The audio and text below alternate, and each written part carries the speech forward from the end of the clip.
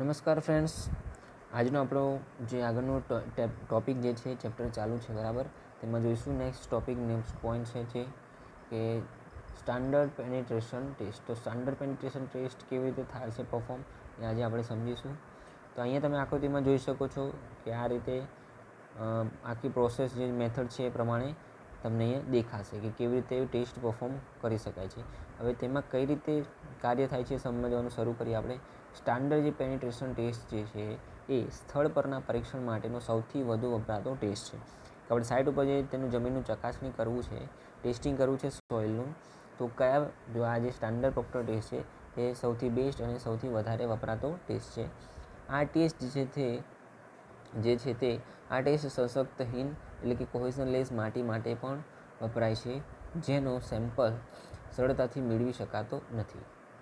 Next છે કે આ ટેસ્ટની નીચેના સોઇલ પ્રોપર્ટીઝ જાણી શકાય છે. કઈ તો રિલેટિવ ડેન્સિટી ઓફ સોઇલ, પછી છે કે એંગલ ઓફ શિયરિંગ, રેઝિસ્ટન્સ અને અનકન્ફાઇન્ડ અમેરિઝિવ સ્ટ્રેન્થ. Okay, strength. તો આ જે છે તે 3 વસ્તુ આપણે જાણી શકીએ. નેક્સ્ટ છે એસપીટી ટેસ્ટ એટલે કે સ્ટાન્ડર્ડ પ્રોક્ટર ટેસ્ટ બરાબર, અથવા સ્ટાન્ડર્ડ પેનિટ્રેશન ટેસ્ટની માટીની પદ્ધતિ જે છે એ ટેસ્ટની કયા માટેની પદ્ધતિ છે IS 2131/1981 દર્શાવેલી છે. તો જે એસપીટી ટેસ્ટ એટલે કે સ્ટાન્ડર્ડ પેનિટ્રેશન ટેસ્ટ છે જે IS મુજબ દર્શાવેલા 1981 બનાવેલ છે. તો સૌ પ્રથમ જમીનમાં જરૂરી ઊંડાઈ સુધી બોરહોલ તૈયાર કરવામાં આવે છે.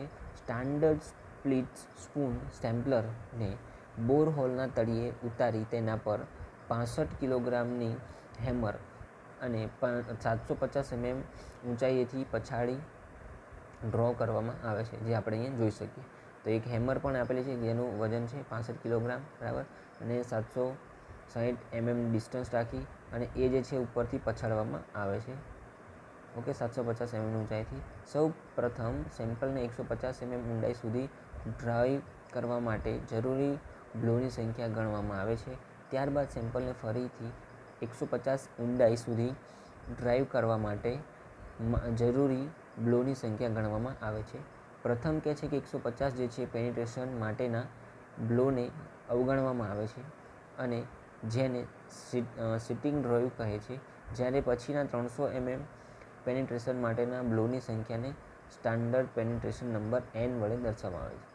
તો આગળ જોઈએ એસપીટી વેલ્યુ એટલે કે n બરાબર n ડેશ વેલ્યુ કે જ્યાં સેટિંગ ડ્રાઈવ પછીના એટલે કે 300 mm પેનિટ્રેશન માટે જરૂરી બ્લોની લંબાઈ. ઓકે, તો n જે છે શું છે સ્ટાન્ડર્ડ પેનિટ્રેશન નંબર કે જે 300 mm ના જે બરાબર સેમ્પલ લેવામાં આવે છે એના પછી જે લો આપવામાં આવે છે 300 માટે, તો એ તેને નંબર તરીકે દર્શાવવામાં આવે છે n તરીકે.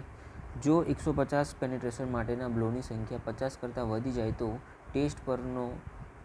ટેસ્ટ પડતો મૂકવામાં આવે છે, એટલે કે એ ટેસ્ટ આગળ વધારવામાં આવતો નથી. એસપીટી ટેસ્ટ માટે સામાન્ય રીતે દર 2 મીટર ઊંડાઈએ અથવા જ્યાં માટી બદલાય તે લેવલે કરવો જોઈએ. માટી બદલાતી હોય તો તે દર મીટરે અલગ અલગ રીતે સેમ્પલ કરવું જોઈએ.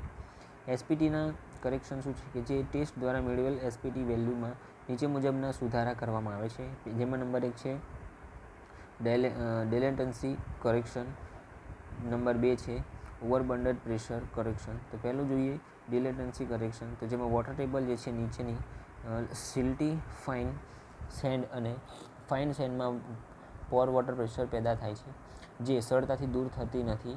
આ જે છે પોર વોટર, તેના લીધે સોઇલનો અવરોધ વધે છે અને જેથી એસપીટી ટેસ્ટ જે છે એનો નંબર વધે છે.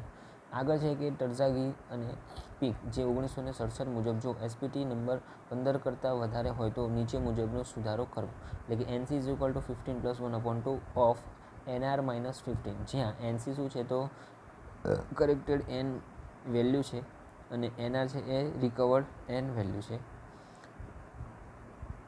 નંબર તો ઓવરબન્ડેડ પ્રેશર શું કહેવા માગે છે, તો એમાં ગ્રેન્યુલર સોઇલમાં ઓવરબન્ડેડ પ્રેશર જે પેનિટ્રેશન અવરોધોને અસર કરે છે. જો બે માટીની રિલેટિવ ડેન્સિટી એક સરખી હોય પરંતુ કન્ફિગિંગ પ્રેશર અલગ અલગ હોય તો તે માટે જરૂરી કન્ફિગિંગ પ્રેશર ઊંચું હોય તે માટે પેનિટ્રેશન અવરોધ વધુ આપે છે.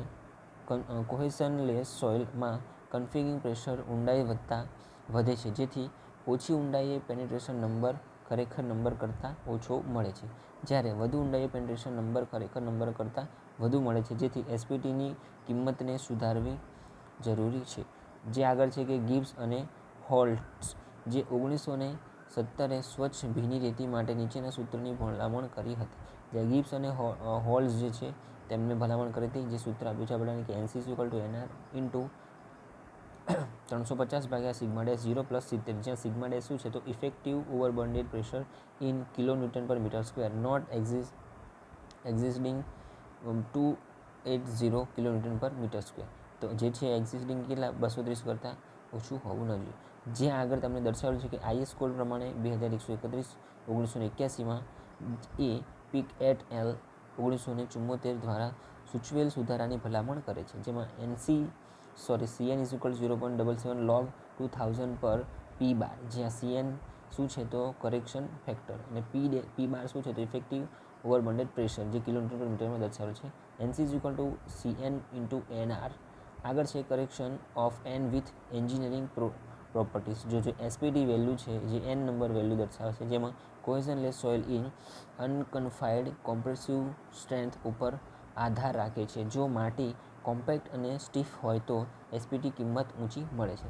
તો નીચે આપણે દર્શાવ્યું છે કે કોહેઝનલેસ સોઇલનો એંગલ ઓફ શિયરિંગ રેઝિસ્ટન્સ જેમ વધારે તેમ એસપીટી વેલ્યુ ઊંચી મળે છે. તો એંગલ ઓફ જે છે એંગલ ઓફ શિયરિંગ બરાબર રેઝિસ્ટન્સ જે વધારે હોય તો તેનો એસપીટી કિંમત વધારે મળશે. તો આપણે અહીંયા સમજીએ કન્ડિશન દર્શાવેલ છે આપણાને અલગ અલગ કે correlation between N DR and phi. તો કન્ડિશન કે વેરી લૂઝ સોઇલ હોય તો એનની કિંમત 0 થી 4માં મળશે, ડીઆર આપણને 0 થી 15% મળશે અને ફ્રાય છે કેટલો <28%. લૂઝ સોઇલ હોય તો 4 થી 10, ડીઆર આપણને મળશે 15 થી 35 અને ફ્રાય મળશે 28 થી 30. મીડિયમ સોઇલ હોય તો 10 થી 30, ડીઆર આપણને મળશે 35 થી 65% અને ફ્રાય મળશે 30 ડિગ્રીથી 36 ડિગ્રી. ડેન્સી હોય તો 30 થી 50, 65 થી 85, 36 થી 42 અને વેરી ડેન્સી હોય તો ગ્રેટર ધેન 50, ગ્રેટર ધેન 85% અને ગ્રેટર ધેન 42%. ઓકે, તો આ પ્રમાણે મિત્રો કરેક્શન બિટવીન આપણને અહીંયા દર્શાવેલ છે. નેક્સ્ટ જોઈએ આગળ તો એસપીટી વેલ્યુ પરથી કોહેસિવ સોઇલની કન્સિસ્ટન્સી જે છે અને અનકન્ફાઇન્ડ કોમ્પ્રેસિવ સ્ટ્રેન્થ જે છે એટલે કે QU પણ નક્કી કરી શકાય છે. તો આપણે અહીંયા જોઈશું correction between N and QU. તો કન્સિસ્ટન્સી આપણને આપે છે કે જો વેરી સોફ્ટ સોઇલ હોય તો N આપણને મળશે 0 થી 2, જેનું QU મળશે <25 કિલોન્યુટન પર મીટર સ્ક્વેર. એ જ પ્રમાણે સોફ્ટ 2 થી 4, 25 થી 50, મીડિયમ સોઇલ માટે 4 થી 8, 50 થી 100, સ્ટીફ સોઇલ માટે 8 થી 15, જેનું QU મળશે આપણને 100 થી 200 અને વેરી સ્ટીફ હોય તો 15 થી 30 અને તેનો QU છે 200 થી 400 અને હાર્ડ સોઇલ હોય તો ગ્રેટર ધેન 30, જેમાં ગ્રેટર ધેન 400 મળશે. ઓકે, તો આ હતું મિત્રો આપણે જે જોયું તે એસપીટી ટેસ્ટ હતો. નેક્સ્ટ આગળ છે આપણી પાસે જીઓફિઝિકલ રીતો. તો કઈ કઈ પ્રકારની જીઓફિઝિકલ રીતો છે, જીઓફિઝિકલ મેથડ છે, તો એ સમજીએ કે જમીનની નીચે માટીના વિવિધ સ્તરો જેમાં જીઓફિઝિકલ રીતોથી જાણી શકાય છે. આ રીતો માટીના વિવિધ ગુણધર્મો જેવા કે ડેન્સિટી, મેગ્નેટિસ્ટિફ અને ઇલેક્ટ્રિકલ રેઝિસ્ટિવિટી વગેરેમાં થતો ફેરફાર માટે છે. આ રીતો વિશાળ ક્ષેત્રનું ઝડપથી ઇન્વેસ્ટિગેશન કરવા માટે અનુકૂળ છે. મુખ્ય જીઓફિઝિકલ રીતો નીચે મુજબ દર્શાવેલ છે, જેમાં નંબર 1 છે સિસ્મિક રિફ્રેક્શન મેથડ અને બીજું છે ઇલેક્ટ્રિકલ રેઝિસ્ટિવ મેથડ. નંબર પહેલું છે સિસ્મિક રિફ્રેક્શન મેથડ. તો સિસ્મિક મોજા જુદી જુદી માટીના અલગ અલગ વેગથી ગતિ કરે છે, જેમાં સિસ્મિક રીત આ સિદ્ધાંત પર આધારિત છે. બે મટીરિયલ્સના ઇન્ટરફેસ આગળ સિસ્મિક મોજા અંશતઃ પરાવર્તન અને અંશતઃ વક્રીભવન પામે છે. આ રીત જે છે એ સામાન્ય રીતે ઓછી ઊંડાઈ માટે ઇન્વેસ્ટિગેશન કરવા માટે અનુકૂળ છે. આકૃતિમાં દર્શાવ્યા મુજબ સ્થાન P આગળ હેમર બ્લો અથવા નાના ધડાકા વડે શોક વેવ્સ પેદા કરવામાં આવે છે. આ શોક વેવ્સ માટીના માટીના ઉપરના સ્તરોમાં વેગ v1થી ગતિ કરે છે. જમીન સપાટ પર ABC એ જીઓફોન લગાવેલા હોય છે, જ્યાં શોક વેવ્સનો પહોંચવાનો સમય રેકોર્ડ થાય છે. એવી ધારણા કરવામાં આવે છે કે જેમ ઊંડાઈ વધે તેમ શોક વેવ્સનો વેગ વધે છે, એટલે કે v3 v2 v1. આપણે આકૃતિમાં જોઈ શકીએ છીએ કે એમાં સિસ્મિક રિફ્રેક્શન મેથડ દર્શાવે છે. સ્થાન Pની નજીક આવેલા જીઓફોન એ આગળ ડાયરેક્ટ વેવ v1 વેગથી સૌપ્રથમ પહોંચે છે, જ્યાં સ્થાન B આગળ ડાયરેક્ટ વેવ અથવા વક્રીભવન પામેલા વેવ વચ્ચેનો છે.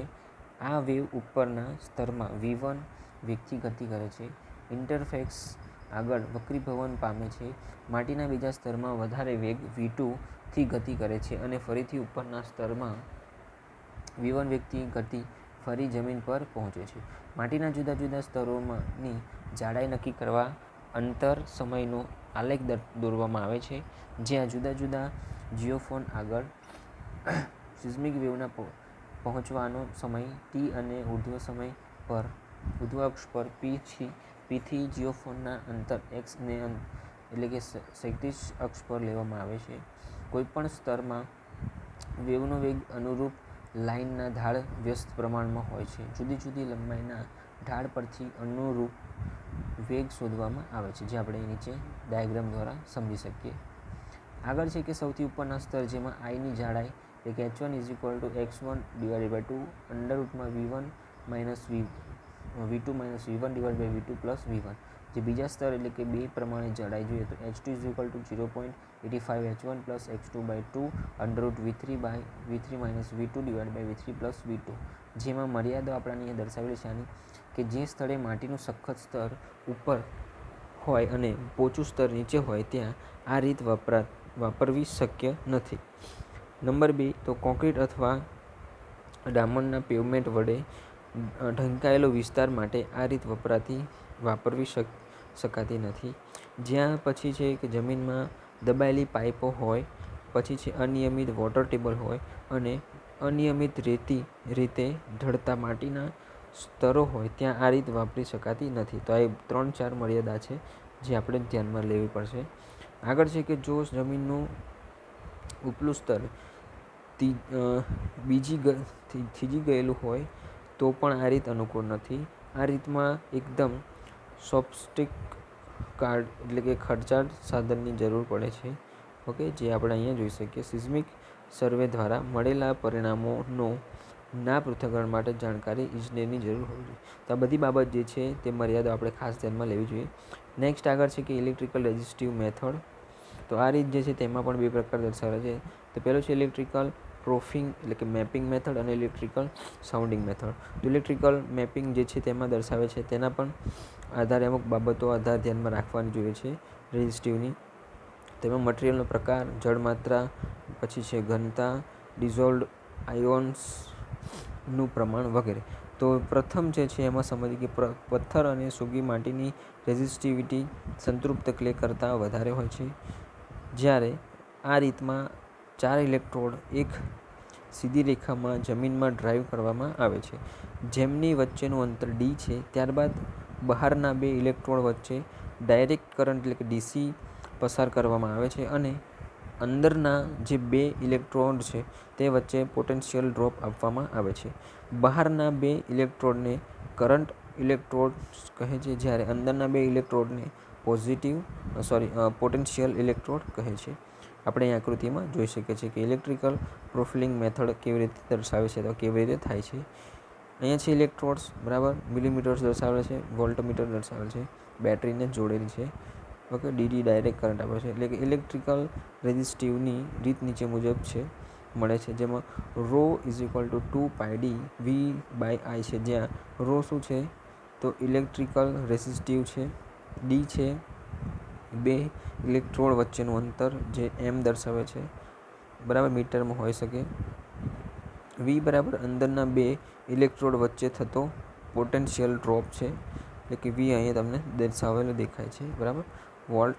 I છે જે બહારના 2 ઇલેક્ટ્રોડ વચ્ચેનો કરંટ. આપણે સૂત્રમાં જે દર્શાવેલ છે તે. તો આ સૂત્ર ડી જેટલી ઊંડાઈની સરેરાશ રેઝિસ્ટિવિટી આપે છે, જ્યારે ક્ષૈતિજ દિશામાં માટીમાં થતા ફેરફારો જાણવા 4 ઇલેક્ટ્રોનના ગ્રુપને ટેસ્ટ લાઇનની દિશામાં આગળ ખસેડવામાં આવે છે, જે આપણે આકૃતિમાં અહીંયા જોઈ શકીએ છીએ. ઓકે, નેક્સ્ટ છે ઇલેક્ટ્રિકલ સાઉન્ડિંગ મેથડ. તો આ રીતમાં જે છે 4 ઇલેક્ટ્રોડ હોય છે. પાસેના 2 ઇલેક્ટ્રોડ વચ્ચેનું સ્પેસિંગ D1, D2, D3 એમ ક્રમશઃ વધારવામાં આવે છે, અને જેટલી ઊંડાઈ સુધી એક્સપ્લોરેશન કરવાનું હોય તેટલું સ્પેસિંગ કરવામાં આવે છે.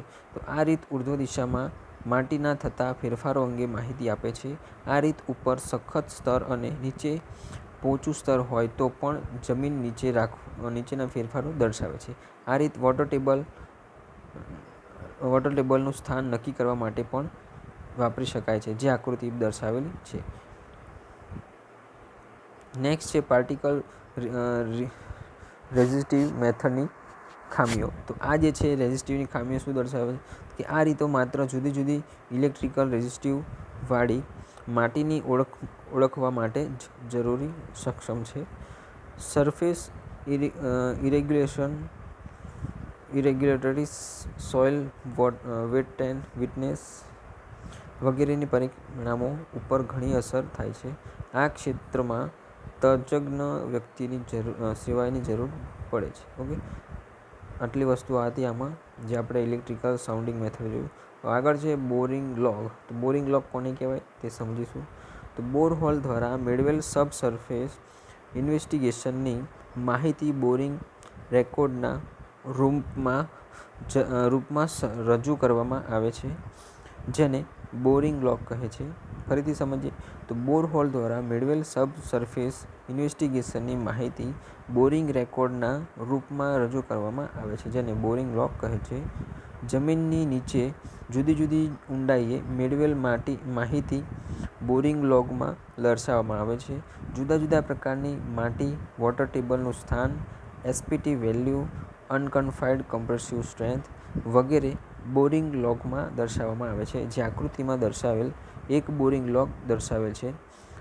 આગળ છે કે બોર હોલના સ્થાન દર્શાવતો સાઇટ પ્લાન પણ આ બોરિંગ લોગ સાથે રજૂઆત કરવામાં આવે છે. તો મિત્રો આપણે અહીં જોઈ શકીએ છીએ કે જે બોરિંગ લોગ જે છે ટાઇપિકલ બોરિંગ લોગ બુક દર્શાવેલ છે, જેમાં આપણે બધી જ માહિતી લખવાની હશે કે સાઇટ કઈ જગ્યાએ છે, બરાબર, બોરિંગ કર્યું તો કેટલા મીટર કર્યું, કઈ મેથડથી કર્યું, કઈ જગ્યાએ કયું સેમ્પલ મળે છે, કેટલા મીટર સેમ્પલ મળે છે. ઓકે, તો જે તે વસ્તુનું અહીંયામાં નોટેશન ડિટેલિંગ લખવામાં આવે છે. ઓકે, તો આ હતું આપણું બોરિંગ લોગ.